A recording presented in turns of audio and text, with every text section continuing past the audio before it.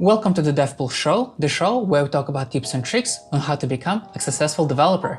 When it comes to programming, at first it's amazing. It's fun because you sit down, you start to write your first Hello World application, you see that comes up and you're amazed by that and you can't wait to build new things.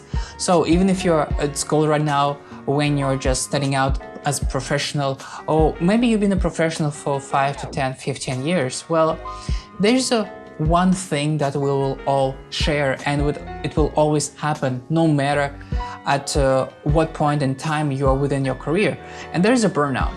A lot of developers get burned out because, well, first we get to build a lot of cool features, right? And we get paid a lot of good money doing that. And of course, two of those things don't really help us because they just motivate us to sit longer in front of a computer, to keep on coding, solving business problems. And it's fun to do that, but when you get burned out, you don't want to do things anymore. Or it's not fun anymore to do those things where you might think about it, well, I don't want to be a programmer anymore. I actually want to quit the industry. And the type of tips I'm about to give you they're coming actually directly from doctors. So I do have a couple of doctor friends, and I saw them going through this difficult path of 8 years trying to become a doctor. So I sat down with them, asked them a few questions of, can you give me a few tips or tricks of that I see helped you to become a doctor? What is that I need to do on not to get burnout? So they gave me a couple of tips, tricks that I could implement into my lifestyle, and I did it. Took me like 1 month, 2 months to follow those type of rules, those type of tips, and I saw the difference in my life in terms of where I was able to work 9 to 5, no problem.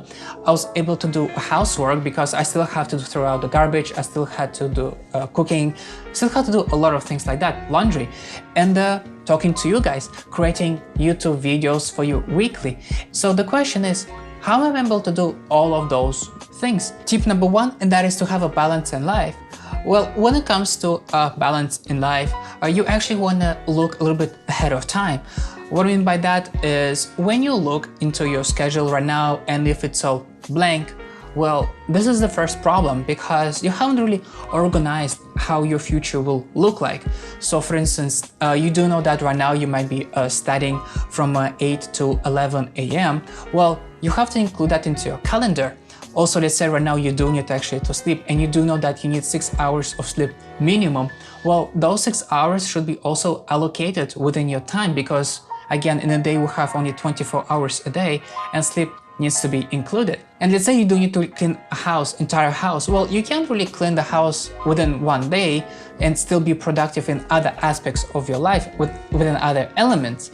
Well, what you should do is break it apart into little pieces. So let's say today you want to work on, or let's say in the next hour, 2 hours, you want to work only on the kitchen specifically. So you clean up all of your dishes, drawers, whatever it is you need to clean in there, you'll vacuum. And when it comes to vacuuming, for example, what tends to happen is that when you vacuum the kitchen, since the extension cord can still extend just a little more to the living room, you'll try to go there as well. Well, don't do that. Try to go, well, a little bit, but try not to go too much, because as soon as you start doing that, the OCD starts to kick in and saying, okay, well, now I see dust over there, over there, over there, and then you just go into this rabbit hole of cleaning, and then you start to lose time. And when that happens, if you have scheduled everything, well, you notice that, okay, instead of spending 2 hours of cleaning, you have spent 3 hours of cleaning. So that extra hour that was allocated to study or to do something else, well, you're late on that. You have pushed that to do later time, and you try to catch up to it, you try to do things faster, and then you realize that you're starting to get overwhelmed. Well, that's what it leads to a burnout little by little. It might not be noticeable right now, but as you'll be doing this type of a thing every day, eventually, a year, 2 years from now, you'll get burnout. Tip number 2, you gotta eat regularly. Eating food, it is very, very important for health, mentally, physically, for your brain to think when it comes to solving specific problems. And for a lot of developers, we do tend to miss a few meals when it comes to breakfast, lunch, dinner. But unfortunately, from a medical point of view, that is not healthy for us. If you're young right now, let's say you're around 20 years old or you're younger than 25, it might be maintainable. But after that, it's going to be very, very difficult for us to learn things, to just sit and do things, because you're getting tired a lot faster. You're not having any energy, even though as you sit, you're not spending too much of energy because you're not moving. However, at the same time, you are not getting any energy either way because you're not eating properly. So eating properly is something that does help for us programmers to think, to solve problems. And it's not just for programming, to be honest, it's for literally anybody in the world, for any human being. So if you're not eating regularly right now proper, well, try to adjust your schedule to that, to eat properly. Try to allocate time for that as well. And again, that is something that will go into your schedule when it is you're gonna eat, so you can stay productive. Tip number 3, you gotta exercise regularly. So I remember when I stopped to exercise, I didn't get any ideas on how to solve specific problem. I wasn't too motivated to make YouTube videos. So what I decided to do is I decided to just take a walk, like 10-kilometer walk. And after when I came back home, suddenly I have this big wave of new power for some reason, where I sit down, I look at the code, I'm like, oh, this is the problem that I'm facing right now. And suddenly the ideas just start to flow into my mind. Suddenly I just had so much energy, so much power into creating YouTube videos. And within one day, I was able to accomplish so much, a lot more than what I was able to do in 2 to 3 days. So that being said, exercise helps you or gives you a lot more power, a lot more strength when it comes to thinking. It helps you to retain the information much faster for a long period of time.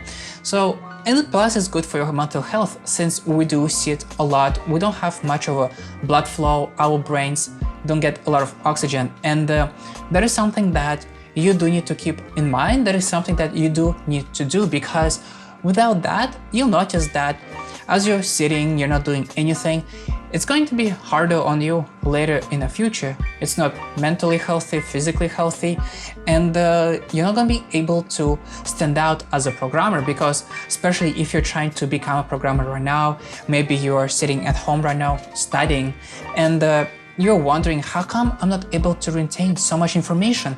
Well, that is the reason why. Maybe you're not exercising enough. So if you haven't exercised right now for a long period of time, after this video, what I recommend to do is go out, exercise. If it's raining, still go out, exercise. If it's sunny, go out, exercise. Just have a small run, maybe just walk 10 kilometers. And when you come home, you'll notice a difference, a power flow into your body. And if that happens, like the video and subscribe to the channel. And the last tip, number 4 tip, that's more like a personal tip, something that didn't come from medical point of view. And that is, try to do something on your spare time that is you want to do personally for yourself. So in my case, for example, what I do is I'll have about 30 minutes to an hour at the end of the day. I will play either a video game, I'll watch a movie, I will relax my mind, do something else that I don't usually do. In your case, it can be that, or if you want, you can pick up an old hobby that you used to do, maybe drawing, maybe some sort of a puzzle games, whatever it is that might be. So if you do all of those 4 things, you'll notice that within 1 month, 2 months, you'll be a completely different man. In fact, if those things will help you, again, don't forget to like the video, subscribe to the channel, and I'll see you in the next video.